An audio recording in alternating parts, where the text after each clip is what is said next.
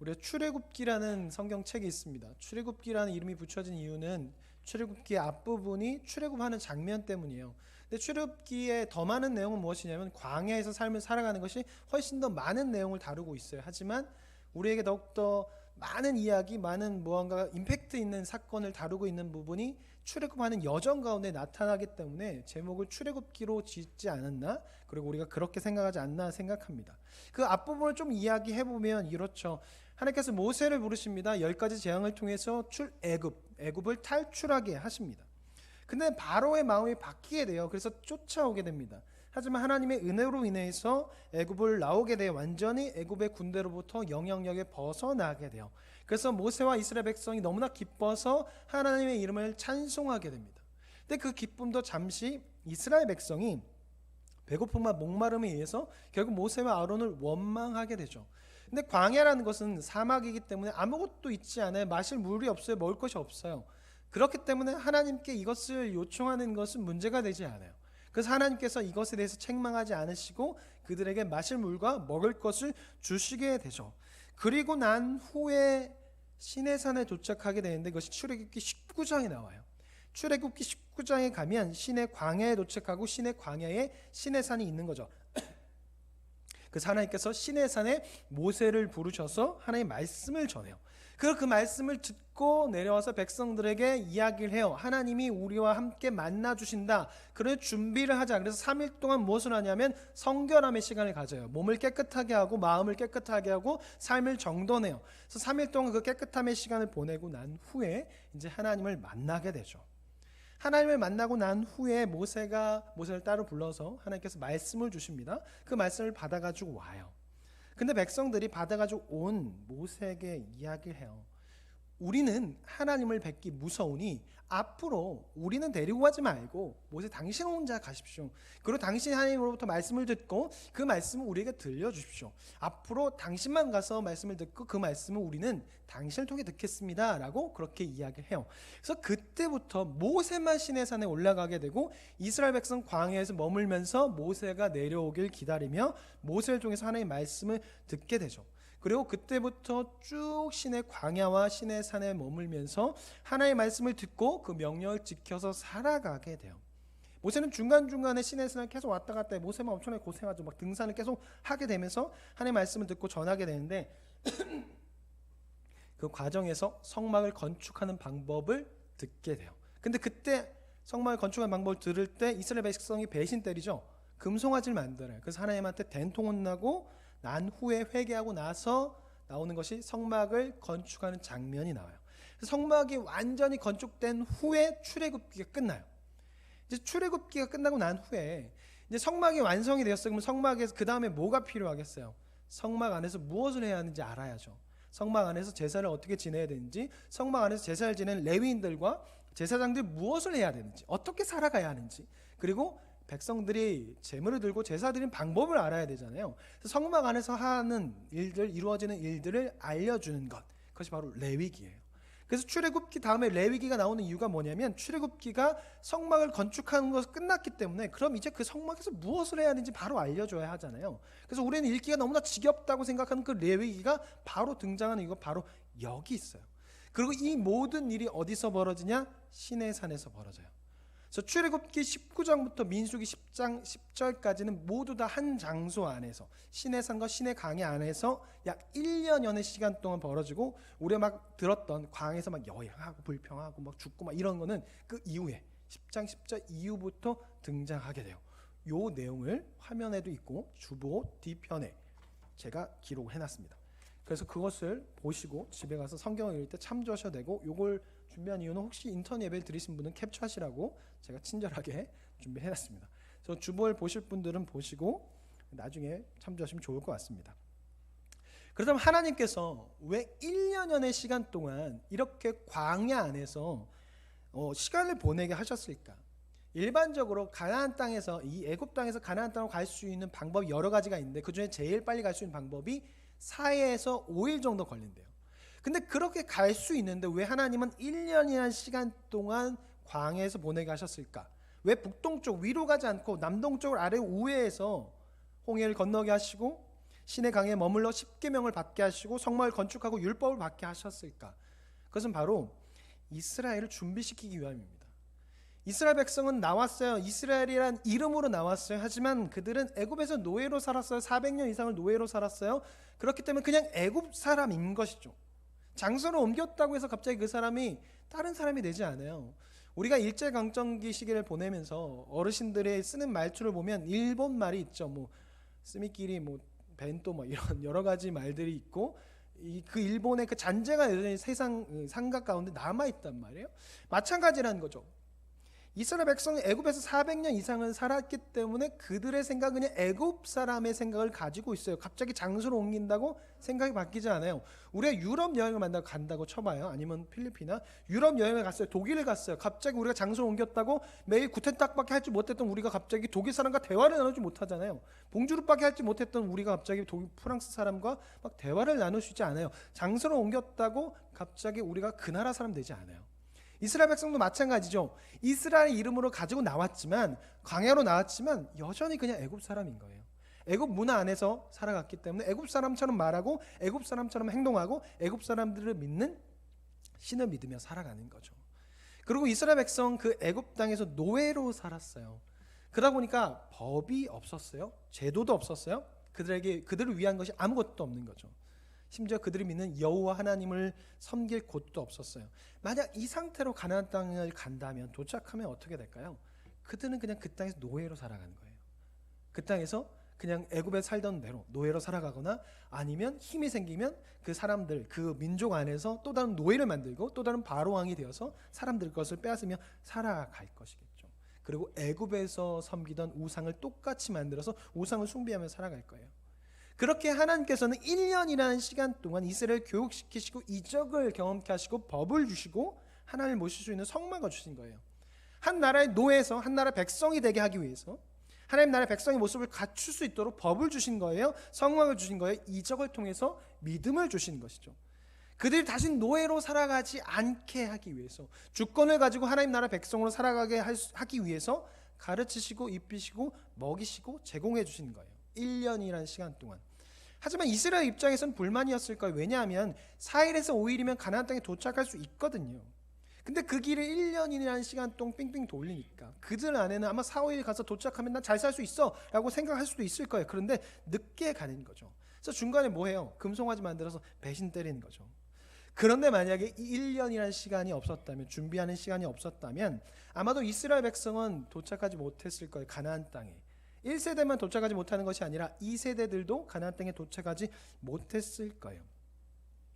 우리가 하나님을 만나고 난 후에 은혜가 충만하면 모든 것을 할 수 있을 것 같다는 생각이 들고 내가 다 할 수 있을 거라는 생각이 들 때가 있어요.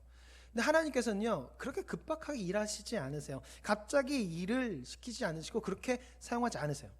반드시 시험을 통해서 자신을 돌아보게 하시고, 시험을 통해 이 모든 것이 나로부터 시작된 것이 아니라 하나님께 있구나 하는 것을 알게 하세요.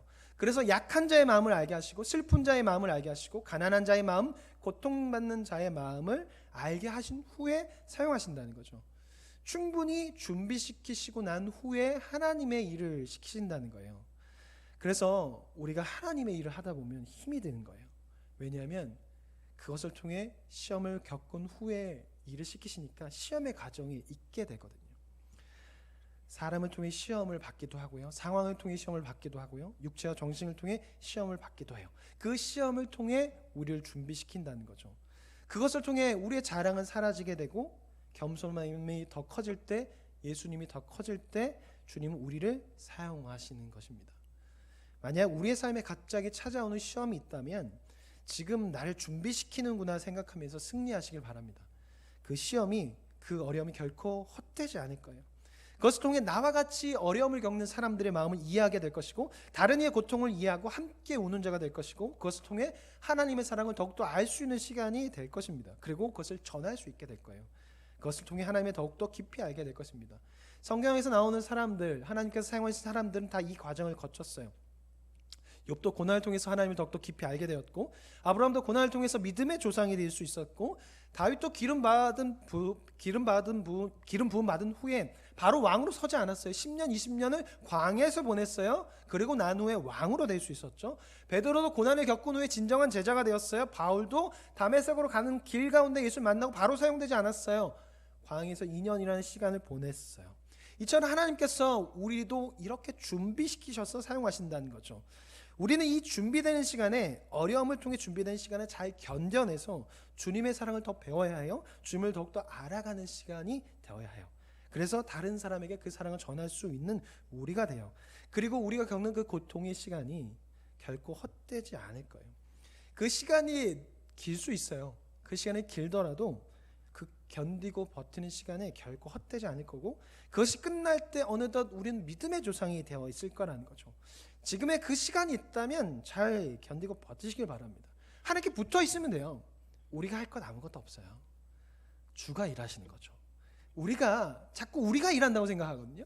우리 할 수 있는 거 아무것도 없어요. 나약해, 힘이 없어요. 우리 죄인이에요. 할 수 있는 건요, 그냥 주님께 붙어 있는 거죠. 그냥 조금이라도 붙어 있는 거예요. 그 붙어 있으면 그것을 모시고 하나님의 때가 되면 하나님께서 일하시는 거죠.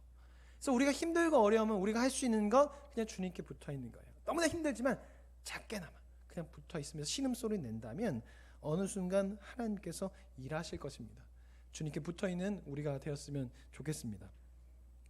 이스라엘이 이제 그 준비 시간을 보내고 난 후에 시내산을 떠나 이제 가나안 땅으로 가게 되거든요. 그것이 이제 민수기의 내용이에요. 근데 하나님께서 모든 준비를 끝내고 난 후에 하시는 것이 인구조사인데요. 오늘 우리가 읽은 말씀이죠. 근데 왜 모든 준비를 다 마친 것 같은데 1년의 시간 동안 준비를 마쳤는데 왜 그 출발에 앞서서 인구조사를 하셨을까? 그 첫 번째 이유는 약속의 실현을 보게 하기 위함이에요. 하나님께서 아브라함에게 하셨던 그 약속의 성취, 큰 민족을 이루겠다고 했던 그 약속의 성취, 열방의 아비가 되겠다는 것, 바다의 모래와 같이 하나의 별과 같이 많게 한다는 그 민족을 이루겠다는 그 약속의 성취를 직접 보고 느낄 수 있게 하기 위해서 하나님께서 인구조사를 실시하신 거죠. 처음에 하나님께서 아브라함에게 아브라함에게 처음 약속하셨을 때 약속이 보이지 않았어요. 아기도 없는데 보이지 않는 거죠. 그래서 당사자들도 그 말을 듣고 웃었죠. 당장에 자식도 없는 아브라함과 사라에게 열방의 아비가 되겠다, 열방의 어미가 되겠다, 바다와 같이 많게 하겠다, 모래와 같이 많게 하겠다라고 하니까 말이 안 되는 거죠. 근데 시간이 흐르고 하나님의 때가 되었을 때 그것이 이루어졌어요. 인간의 시간을 봤을 땐 되게 오래 걸린 것 같지만 하나님의 때가 되었을 때 그것이 이루어졌다라는 거죠. 이스라엘 입장에서 보세요. 400년 동안 노예 생활을 했어요. 애굽을 나온다는 거 말이 되지 않아요. 애굽을 벗어난다는 거, 자유를 누린다는 거 상상조차 할 수 없어요. 불과 2년 전만 하더라도 애굽을 나온다는 것 도저히 상상할 수조차 없는 일이죠. 그런데 그것이 실제적으로 일어났어요. 하나님의 때가 되었을 때. 그리고 이제 눈으로 그것을 직접 볼 수 있게 하기 위해서 하나님께서 인구조사를 명령 내리신 거예요. 눈으로 보고 출발할 수 있도록. 이제 이스라엘은 시내산을 나올 거예요. 하나님의 보호 안에서 살아간 곳이 시내산이에요. 그 안에서 하나님께 훈련을 받는 거예요. 보호 안에, 안전한 공간 안에서 훈련을 받았어요. 이제 가나안 땅으로 출발할 거예요. 그러면 어려움이 생기게 될 거예요. 가나안 땅이 아무도 없는 게 아니에요. 빈 땅이 아니에요. 그곳에 들어가서 이제 여러 가지를 하게 될 것이고 그 과정 가운데 어려움이 생길 수 있어요. 그렇기 때문에 하나님께서 다시 한번 일하심을 볼 수 있도록 변치 않은 하나님의 약속의 성취를 보여주심을 통해서 그 약속을 믿고 갈 수 있도록 용기를 주시고 어려움을 이겨낼 수 있도록 인구조사를 통해서 직접 그것을 보게 하신 거죠. 인구조사를 하는 동안 이스라엘 백성은 소속감을 느꼈을 거예요. 자신의 이름이 자신이 그 명단에 들어갔어요. 하나님 나라의 명단에 들어갔다는 것에 엄청난 소속감을 느꼈을 거예요. 우리가 민수기 통독을 하신 분들은 레위기에서 한번 멈추고 민수기 이 부분에서 한번 힘드실 거예요. 도대체 이건 왜 기록한 거예요? 숫자도 아라비아 숫자로 기록한 것이 아니라 한글로 기록해서 이것을 다 읽으려면 힘들어서 통독할 때 어려운 것 중에 하나라서 왜 도대체 인구조사는 왜 기록한 거야? 라고 좀 불평할 수도 있겠지만 당사자는 그렇지 않아요. 지금 자신의 이름이 불리고 있어요. 어디에? 하나님 나라 백성의 명단에 지금 자신의 이름이 들어가고 있고 불리고 있어요. 예를 들면 이런 것이 있어요. 혹시 나중에 예수님께서 다시 오셨어요? 이제 우리가 천국에 올라가겠죠. 예수님께서 부르시는 거예요. 오선아, 역시 내 백성 잘했다, 충성된 종아. 근데 주를, 이거는 제 생각이에요, 제 상상이에요. 실제로 그렇지 몰라요. 그때 돼봐야 돼요. 일자로 쭉 서 있어요. 이제 예수님께서 부르는 거죠. 한 번씩 포옹해줘, 잘했다, 충성된 종아 하고 들어가는데 줄 서 있어요. 뒤에서 어떤 마음으로 기다리겠어요? 아, 예수님께서 내 이름을 불러주는 거예요. 혜진쌤 있으니까 갑자기 저 다음에 혜진쌤이 뒤에 있다고 치면 갑자기 이제 제 이름 부르고 울면서 막, 아, 예수님이 나 안아줬어. 그리고 가요. 뒤에서 혜진쌤이 떨린 마음, 혜진아, 우리 역시 천국 백성 잘 살았어, 수고했어, 너는 역시 내 천국 백성이야 라는 말을 하고 가는 거예요. 그 뒤에 이제 임지선 집사님 계시고 다 계세요. 그 이름이 불려진다고 생각해 보세요. 얼마나 벅찬 마음으로 기다리고 있겠어요.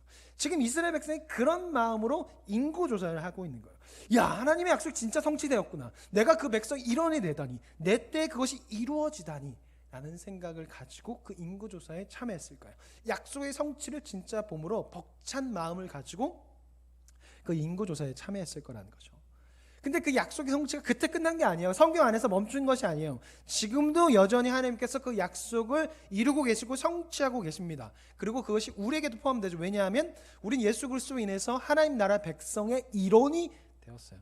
그렇기 때문에 아브라함에게 일어난 역사가, 출애굽한 이스라엘 백성에게 나타난 그 하나님의 역사가 그들만의 역사가 아니라 우리의 역사도 되는 거죠. 믿음의 조상인 아브라함이 이스라엘만의 조상이 아니에요. 우리의 조상도 되는 거예요. 왜? 우리는 예수 그리스도에 의해서 하나님 나라의 백성이 되었으니까. 아브라함도 이제 우리의 조상이 되었어요.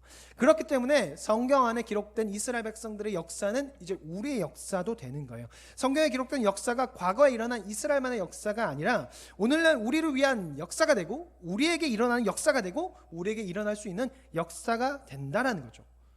우리 역시 그 일원에 포함되었어요. 그 일원이 되었기 때문에 하나님의 백성, 우리가 해야 할 것은 무엇이냐면 기쁨으로 나아가는 거예요. 그 일원이 되었다는 것. 그러면 우리는 그 역사에 동참하는 자가 되고 그 역사가 우리의 삶에 나타날 거라는 거죠. 하나님 지금도 살아계십니다. 우리의 삶에 역사하시는 거죠. 아브라함에게 역사하셨고 모세에게 역사하셨던 그 하나님께서 동일하게 우리의 삶에 역사하십니다. 우리가 그 일원이 되었기 때문에 지금 그 역사가 우리에게 일어나는 거죠. 우리가 할 것은 무엇이겠습니까? 기쁨으로 그 주님 앞에 그 일원으로 나아가는 거죠. 그 역사가 그때 우리의 것이 되고, 그로 인해 우리 안에 모세에게 주어졌던 그 믿음이 우리 안에 생길 것이고, 아브라함에게 주어졌던 믿음이 우리 안에 생기게 될 것입니다. 두 번째, 인구조사를 한 이유는, 두 번째 이유는 이제 전쟁을 해야 돼요. 전쟁할 준비를 하는 거죠. 전쟁할 준비가 되어 있는가 조사를 하는 거예요. 이제 가나안 땅으로 가면 전쟁을 피할 수가 없어요. 가나안 땅에 아무도 살고 있지 않은 게 아니에요. 빈 땅이 아니에요. 그 땅에 그냥 여러 민족이 살고 있어요. 이제 이스라엘 백성은 가서 그 땅의 백성을 심판하고 그 땅을 점령해야 돼요. 그렇기 때문에 전쟁을 피할 수가 없어요. 공격대를 구성하지 못할지라도 수비대 정도는 구성해서 방어할 수는 있어야 하는 거죠. 그래서 그들이 가만히 아무것도 하지 않은 채 가나안 땅에 들어가는 것이 아니라 전쟁을 할 준비를 하고 가나안 땅으로 들어갔다라는 거죠. 우리의 삶도 마찬가지예요. 우리는 세상을 살아갈 준비를 해야 해요. 우리 삶의 인구조사를 실시해야 한다는 것이죠. 그냥 가만히 아무것도 하지 않은 채 살아가는 것이 아니라 세상에서 살아갈 준비를 해야 돼요. 하나님께서 1년 동안 이스라엘 준비시키셨어요. 그리고 이스라엘이 이제 가나안 땅을 향해 긴 여정을 갈 때 그 여정에서 일어날 것을 준비시키시고 대비시키시고 가게 하신 거죠. 우리는 마찬가지입니다. 우리가 가야 할 곳은 저 천국이에요. 근데 그 천국에 갈 때까지 우리는 이 땅에서 살아가야 돼요. 그렇게 우리는 이 땅에서 삶도 잘 준비해야 돼요. 이 땅의 인구조사를 실시해야 돼요. 나는 잘 살고 있는가? 나는 지금 무엇을 준비하고 있는가? 이 땅에서 살아가기 위해서 나는 준비하고 있는가? 이 땅에서 하나님 나라의 백성으로 영향력을 끼치기 위해서 준비되어 있는가를 생각해보고 준비해야 돼요. 그냥 아무것도 하지 않은 채 기도만 해서 잘 살 수 있는 것이 아니에요. 기도만 하고 아무것도 안 하는 것은요, 잘못된 종말론을 가지고 있는 이단들의 생각이에요. 이단들은 어떻게 해요? 잘못된 종말론을 가지고 그들만의 무리를 만들죠. 그들만의 공동체를 만들죠. 그곳에 들어가서 기도하고 교두들이 하는 말 듣고 그렇게 살아가요. 세상과 분리된 채. 이것은 잘못된 종말론입니다. 우린 이 땅에서 삶도 잘 준비해서 살아가야 돼요. 그래서 바울이 데살로니가 후서 3장 10에서 12절에 이렇게 이야기하는데, 화면에도 있습니다. 제가 읽어드리겠습니다. 우리가 너희와 함께 있을 때에도 너희에게 명하기를 누구든지 일하기 싫어하거든 먹지도 말게 하라 하였더니, 우리가 들은즉 너희 가운데 게으르게 행하여 도무지 일하지 아니하고 일을 만들기만 하는 자들이 있다 하니, 이런 자들에게 우리가 명하고 주 예수 그리스도 안에서 권하기를 조용히 일하여 자기 양식을 먹으라 하노라. 그러니까 바울 당시에도 잘못된 종말론을 가지고 있었던 사람들이 있었어요. 그러니까 일을 하지 않아요. 아무것도 하지 않아요. 세상 일을 하지 않아요. 단지 교회 와서 예배만 드려요. 기도만 해요. 그러면 끝난 거래요. 그러면 예수님이 기도할 준비가 끝냈다는 거죠. 그리고서 남의 집에 가서 얻을 것을 먹을 것을 얻어 먹어요. 그래서 바울이 그들을 향해서 말하는 거, 일하지 않는 자에게 먹을 것 주지 말라고. 너희는 일을 하면서 예수님이 기다리라 라고 말해요. 그러니까 세상을 살아갈 준비를 하면서 세상에서도 세상 사람처럼 살아가면서 예수님을 맞이할 준비를 하라는 거죠. 그렇게 우리는 세상에서 살아갈 준비를 해야 해요. 나는 지금 어디에 머물러 있는가? 나는 지금 어떤 상태인가? 학생은요, 학생의 때에 맞춰서 공부에 전념해야 돼요. 직장인은 그 일을 열심히 내야 해요. 각자의 자리에서 이 땅에서 삶을 잘 살 수 있도록 준비하고 일해야 돼요. 기도만 하며 신앙으로 모든 것을 무마하는 것은요, 자신의 게으름을 덮는 것이에요. 이것은 좋은 신앙생활이 아니죠. 이렇게 이야기하면 기도하지 말라고 말한 게 아니에요. 기도 열심히 해야 돼요. 기도 정말 열심히 해야 돼요. 저도 열심히 하고 날마다 시간을 내서 기도하고 정말 오래 기도 간절히 하려고 해요. 지금 말씀드린 건 뭐냐면 기도를 단지 도깨비 망망이나 부적처럼 생각하지 말라는 거죠. 기도를 통해서 나의 게으름을 덮지 말라는 거예요. 제가 왜 이런 말씀을 드리냐면 제가 그렇게 신앙생활을 했기 때문이에요. 그렇게 들었고 그렇게 배웠어요. 그러니까 제가 그렇게 이해한 걸 수도 있어요. 그렇게 말씀드리지 않았겠 수도 있을 거예요. 근데 그렇게 이해했죠. 그러니까 기도원에 가도 그렇게 이야기하고 교회에서도 그렇게 이야기하고 부흥 강사 와도 그렇게 이야기해요. 기도만 하면 다 잘 된다. 그런 의미로 이야기하지 않았을 수도 있겠지만 제가 그렇게 받아들였어요. 그래서 제가 어떤 생각을 가지고 살아갔냐면 교회에서 열심히 봉사하고 기도 열심히 하면 세상 일 그렇게 준비 안 해도 돼. 왜? 하나님이 다 책임져 주시니까. 그래서 농장 일을 소홀히 했죠. 금요일 토요일 주일은 그냥 교회에서 거의 살았어요. 자녀인도 하고 여러 가지 많이 말씀드려서 아실 거예요. 그러면서 제가 어떤 생각을 들었냐면 내가 이렇게 열심히 기도하고 하나님 일을 하니 하나님께서 다 보호해 주실 거야. 돼지가 죽지 않을 거야. 한 끼 주지 않아도 돼지는 배가 빵빵해서 뚱뚱해질 거야 라는 생각을 가졌어요. 근데 생각해 보세요. 돼지가 금요일날 토요일날 일요일날 주일날 밥을 계속 한 끼를 못 먹어요. 살이 찔 리가 없어요. 그 돼지는 동물이에요. 그리고 울타리에 가두리에 앉아서 케이지에서 가둬서 키워요. 그렇게 새끼를 받아줘야 돼요. 새끼를 안 받아주는데 돼지가 저절로 할까요? 그렇지 않아요. 죽어요. 돼지가 막 자기 돼지 새끼를 까여서 죽이기도 하고 압사하고 여러 가지 일들이 벌어져요. 그래서 사람이 필요한 거거든요. 근데 그것을 하지 않은 거죠. 그러니 잘 될 수가 없는 거죠. 잘못된 신앙관이 제 안에 있었어요. 그런데 이게 너무나 강한 거죠. 그래서 다른 사람의 말도 듣지 않았어요. 결국 농장을 접었고 힘들었어요. 그러다 나중에 성경을 읽으면서 나의 신앙관이 잘못되었구나 하는 것을 알게 되었어요. 우리 이 땅에서의 삶을 정말 잘 준비해야 돼요. 사람들에게 믿는 사람이 하나님의 복을 누리며 살아가는 것이 무엇인지 보여주기 위해서는요, 하나님의 사랑을 잘 나눌 수 있기 위해서는요, 사람들의 성령이 충만한 자의 모습을 보여주기 위해서는요, 이 땅의 삶을 잘 준비해야 돼요. 믿지 않는 사람들은요, 교회 안에서 우리가 무엇을 하는지 알지 못해요. 교회 안에서 뜨겁게 기도하고 뜨겁게 예배하는 것 알지 못해요. 그것을 통해서 사람들에게 성령이 충만한 사람의 모습, 예수님을 잘 믿는 모습 보여줄 수 없어요. 왜? 그들은 교회 안에 들어오지 않거든요. 그런데 우리는 그들의 그 모습을 보여줘서 하나님 나라 백성이 무엇인지, 하나님 나라가 어떤 것이 보여줘서 그 백성 안으로 들어올 수 있게 해야 돼요. 그러기 위해서는 세상 사람의 살아가는 그 모습이 잘 나타나야 돼요. 사람들은 그것을 보고 판단하거든요. 교회 안의 모습을 통해서 성령이 충만한지 예수님이 잘 믿는 사람인지 알 수 없어요. 그들은 이곳에 들어오지 않으니까. 그래서 우리가 세상 가운데 그들에게 하나님을 잘 믿고 하나님의 복을 누리고 성령이 충만한 자의 모습을 보여주기 위해서는 세상 안의 삶을로 통해서 보여줘야 돼요. 그렇게 그것이 잘 준비되어야 한다는 것이죠. 우린 세상 사람들에게 보여줘요. 우리만 구원받고 그냥 우리 안에서 뜨거움으로 끝나는 거 아니에요. 그건 이기적인 신앙인 거죠. 그게 아니라 세상 가운데 나가서 그들에게 전해줘야 하는데 그 모습이 잘 준비되어 있어야 하는 거죠. 준비되지 않으면 그들은 듣지 않아요. 오히려 자기 친구들보다 못한 사람의 말을 누가 듣겠어요. 잘 준비되어 있을 때 그들은 우리의 말을 듣는 거죠. 그런데 이 땅에서 준비할 것이요, 이 땅에서의 삶만이 끝이 아니에요. 영적인 인고조사를 해야 하는데 민수기 3장에 보면 인고조사가 한 번 더 나와요. 물론 26장에 진짜 2차 인구조사가 나오지만 3장에 보면 레위인들의 인구조사가 나와요. 이스라엘 전쟁을 하기 전에 전쟁을 위한 인구조사를 오늘 본문 말씀에서 했다면 3장에 가서는 예배를 위한 준비를 하는데 예배를 준비하는 레위인들의 인구조사를 해요. 그것을 통해 예배할 준비가 되었는지 조사한 거죠. 우리가 이 땅에서의 살아갈 준비를 잘해야 돼요. 그런데 그것이 끝이 아니라 동시에 영적인 준비도 해야 한다는 거죠. 영적인 인구조사를 실시해야 돼요. 나는 지금 예배를 잘 드리고 있는가? 나의 예배는 어떤 상태인가? 나의 신앙 상태는 어떠한가? 점검해야 한다는 거죠. 그래서 영적으로 준비가 되어 있어야 해요. 그렇지 않고 세상 준비만 되어 있다면 믿지 않는 사람들과 다를 바가 없는 거죠. 우리의 목적은 예수 그리스도이기에 우리는 영적인 준비도 잘 해야 해요. 나의 신앙을 잘 관리할 수 있도록 조사해야 돼요. 이스라엘 영적인 준비를 하고 출발한 것처럼 아직 우리 10개월에 남아있어요. 2023년도를 잘 보내기 위해서는 나의 신앙을 점검해야 돼요. 올바른 예배를 드릴 수 있도록 조직해야 돼요. 점검하고 계획을 세워야 되고 준비해야 돼요. 만약 그렇지 않고 세상을 살아가다 보면 우리는 우리를 둘러싼 여러 가지 도전과 자극들에 의해서 신앙이 아니라 세상을 더 좋아하게 될 것이고 결국 문제가 생길 때 해결하지 못해서 끙끙거리며 살아가야 될 거예요. 우리를 둘러싼 여러 가지 도전은 다양한 것이 되겠죠. 문화가 될 수 있을 것이고 나를 힘들게 하는 사람들이 말이 될 수 있을 것이고 육체적인 문제도 될 수 있고 가족이, 교회가 여러 가지 우리 주변을 둘러싸고 있는 여러 가지 것들이 될 수 있어요. 그런데 우리가 영적인 인구조사가 되어 있지 않으면 우리는 결국 흔들려 무너지게 되는 거죠. 우리가 삶의 인구조사를 통해서 나의 외면을 갖추어 간다면 우리는 영적인 인구조사를 통해서 우리의 내면을 갖추어 가야 돼요. 그래야 우리는 이 땅에서 하나님 나라의 백성으로 잘 살다가 주님 다시 오시는 그날에 주님을 만날 수 있습니다.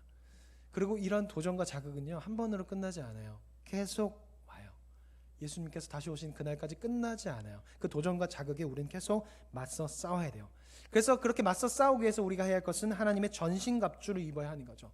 성령으로 성경 말씀을 통해서 무장되어야 하고 기도를 통해 성령의 충만함을 입어야 해요. 그래서 교회를 위해서 기도해야 되고 아픈 자, 힘든 자를 위해서 기도해야 합니다. 무장해야 돼요. 그래야 이 거친 세상에서 믿음의 사람으로 살아갈 수 있어요. 그러다 보니까 우린 세상 사람들보다 힘들 수밖에 없어요. 바쁠 수밖에 없어요. 왜냐하면 두 가지를 준비해야 되거든요. 삶의 인구조사, 영적인 인구조사. 세상 사람들 하나만 준비하면 돼요. 세상에서 어떻게 먹고 살아갈 것인가 요것만 준비하면 되거든요. 근데 우리는 두 가지를 해야 돼요. 세상에서 어떻게 먹고 살아갈 것인가, 내가 먹고 살아가는 것을 어떻게 사랑을 나눌 것인가 요것도 준비해야 되지만 내가 어떻게 예배할 것인가, 어떻게 하나님을 잘 섬길 것인가 이 두 가지를 다 준비해야 돼요. 그러다 보니까 힘들 수밖에 없어요. 세상 사람들보다 힘들고 바쁜 삶을 살아갈 수밖에 없어요. 그런데 우리에게 희망이 있는 거죠. 이 땅에서는 힘들어야 하지만 우리에게 기다리는 것이 있죠. 바로 영원한 천국이 우리 앞을 기다리고 우리는 그날을 기다리며 그것을 바라보며 힘을 낼 수 있어요. 그리고 그 천국이 가까이 왔죠. 이 땅 가운데 와서 우리는 예배를 통해서 그 천국을 경험할 수 있어요. 찬양을 통해서 말씀을 통해서 경험할 수 있어요. 찬양 가사처럼 주 예수와 동행하면 그 어디나 하늘나라가 되기 때문에 이 세상을 살아갈 수 있도록 하신 거죠. 그래서 우리가 예배하지 않으면요, 하나님을 찾지 않으면요, 하나님 나라 백성으로 살아갈 수 없어요.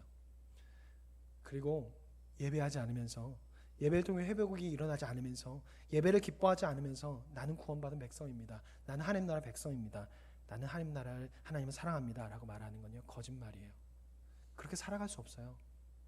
하나님 나라 백성 살아갈 수 없어요. 이 두 가지를 하지 않으면요, 하나님 나라 백성 살아갈 수 없어요.